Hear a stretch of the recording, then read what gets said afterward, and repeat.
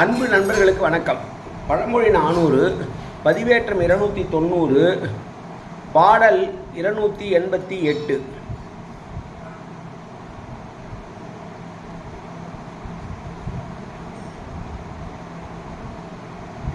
நிரம்ப நிறையத்தை கண்டதும் நிறையும் வரம்பு இல் பெரியானும் புக்கான் இறங்கார் கொடியார மார்ப குடிகெட வந்தால் அடிகெட மன்றிவிடல்.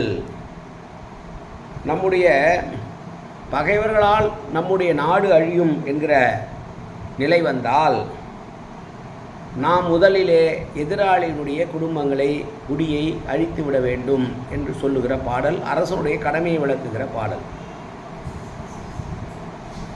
வளமாக இருக்கக்கூடிய மணிமாலையை முத்துமாலையை அடையக்கூடிய அரசனே, பொய் கூறினால் நரகம் சம்பவிக்கும் என்று சொன்னாலும் கூட அதை பற்றி கவலைப்படாமல் பாண்டவர்களாகிய தாங்கள் அழிந்துவிடக்கூடாது என்பதற்காக போர்க்களத்திலே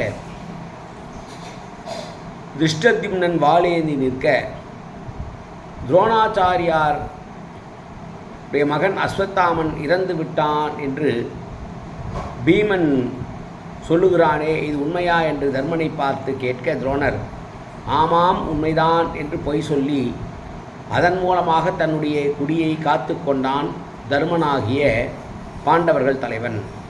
அதுபோல நம்முடைய குலத்திற்கு ஒரு அழிவு வருமானால் பொய் சொன்னாலும் பரவாயில்லை, எதிரிகளுடைய குடும்பத்தை, எதிரியுடைய படையை, எதிரியுடைய குலத்தை அழித்து விட வேண்டும் என்று சொல்லுகிற பாடல் இந்த பாடல். மீண்டும் ஒரு முறை பாடல்.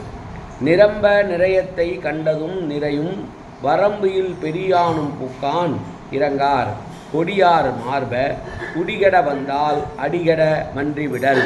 நன்றி, வணக்கம்.